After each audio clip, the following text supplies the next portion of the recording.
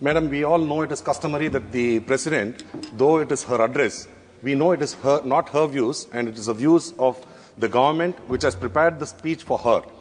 And so whatever comments or criticisms are made, it can be understood that it is not made against the Honorable President and it is against the government which has prepared this draft for her. I'm actually surprised that not many senior ministers are here to listen to what the opposition has to speak about, Madam. This has been the problem where any time when the opposition members are raising some issues, neither is it answered nor is it reflected upon.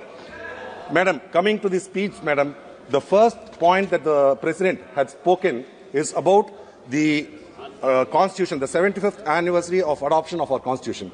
In that, we are talking so much about the Constitution, but it is sad to note the 17th Parliament and the 18th Parliament has not had a Deputy Speaker, Madam. Yes. The Deputy Speaker is a constitutionally provided post which has to be filled, and this government has, in the first paragraph itself, they have broken the Constitution where they have made it a shameful thing that you don't even have a confidence in having even one of your allies from either the TDP or the JDU to be made the Deputy Speaker.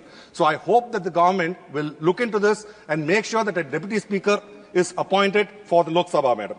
And the next paragraph, what they're talking about, the Mahakumbh. Everybody is talking about the Mahakumbh, which happens once in 144 years.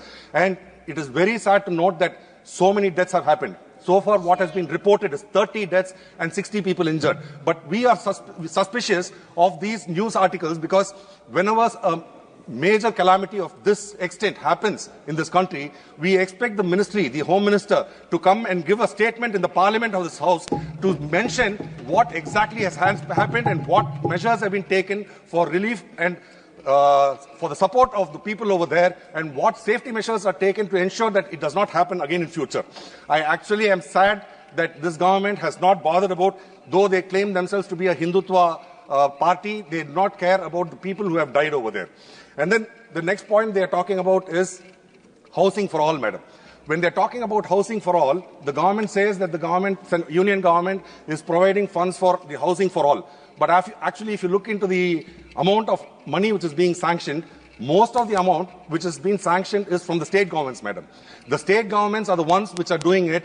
And if you note, the amount which is being allocated for the funds are not being utilized because only in states, in southern states or developed states, where these funds are fully utilized, and most of the other states are not utilizing it, and these funds are going totally wasted, Madam. And the government is also talking so much about trains, the Vande Bharat, and so many other trains that this government has launched. Earlier in my speech, I had spoken when I was talking about Chandrayaan. I was talking about we can always boast saying that we are the first nation to land at the south pole of the moon. But you have to take into account that development of a nation is not based only on one particular event. So you also have to see how many accidents are happening in these trains, Madam. You see in the news of late, every month there is some kind of an incident where there is a derailment or there is a collision with losing so many lives. And the government has been mum about that. And usually in the earlier years, we have found that when some major calamity happens, the concerned minister takes responsibility for it and steps down. But here, we are not even bothered about the loss of lives, and we continue as if nothing has happened. Though hundreds of people lose their lives, we are expecting, like when we are comparing ourselves with developed nations like Japan, they are running something called as a bullet train, where they have been doing it for several decades, and not a single instance of a fatality or not even a minor crash has ever happened. I hope the country would be able to achieve something like that so that we can call ourselves a developed nation, Madam. Madam, the government and the Honorable Prime Minister constantly keep talking about Viksit Bharat. I really would like to understand what they mean by saying Viksit Bharat. Because the moment you say a developed nation, the criteria, the economic criteria for that is that you have to have a per capita income of $15,000, Madam. $15,000 is the target set for calling yourself. Though China has about $6,500, still it is not considered as a developed nation. We are in a sad, paltry amount of $2,500 is our per capita income right now. And the government has said that we are going to achieve a target of $5 trillion in 2030. even if you do achieve $5 trillion, your per capita income will only be $3,250 US, madam. So when you are talking about this, I cannot understand how you can say that we are working towards a Viksit Bharat. The main problem, what we are facing now, is our Honorable Prime Minister has always been saying, make in India. When you say make in India, you only can become a manufacturing hub, madam. The present requirement for the whole world is to think in your own country, to be able to think and come out with some kind of intellectual properties. If you look at the largest companies which are performing, madam, hardly 5 minutes, madam. Madam, if you are looking at what amount of development and growth happens in developed nations, it is not because they are making it in India. If you look at the developed nations, most of the manufacturing has been exported to other countries like China, Indonesia, India, Vietnam. But those people are working on things like Facebook, Instagram, Twitter, which generates a lot more revenue.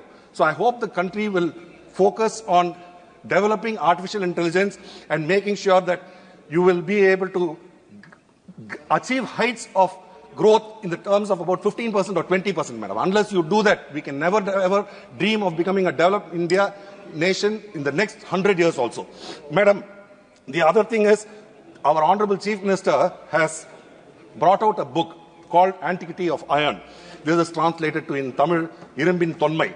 This pushes the Iron Age back to 3450 BC, madam. Madam, I am surprised that the Honorable Prime Minister has not even mentioned this in any of his Twitter accounts, or not the President's address. It's not been taken account.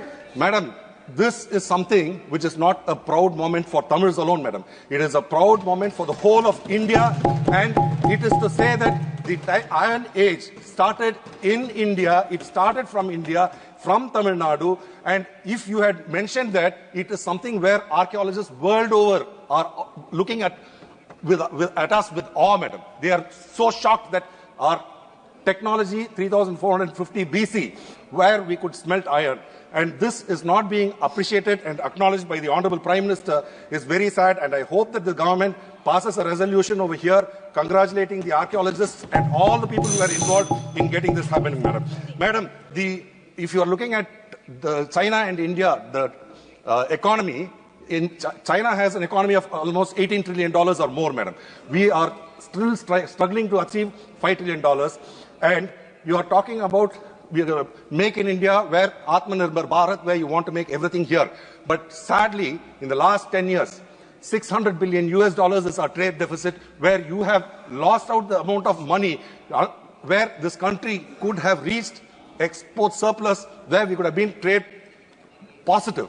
But that has not been achieved in 10 years. I hope this country focuses on ensuring that we are a trade surplus country and ensuring that, madam, our leader and also already our leader had spoken, madam, how the government is talking. And the president, in the last line, she has told that this is a country with 140 crore people. But the government is not behaving such way, madam. Madam, the government has ensured that the minorities, the Dalits, and the other communities are all oppressed, where you are treating as though India is consisting only of a country of 60 crores, and you are neglecting all of them. And I'm hoping that you will be able to rectify that, because if you are talking about the Islamic community, 20 crore people, when you talk about bulldozers, you are pushing them into a brink where you are inciting their emotions, which is not healthy for this nation. I hope they will stop with this, madam. Thank you very much.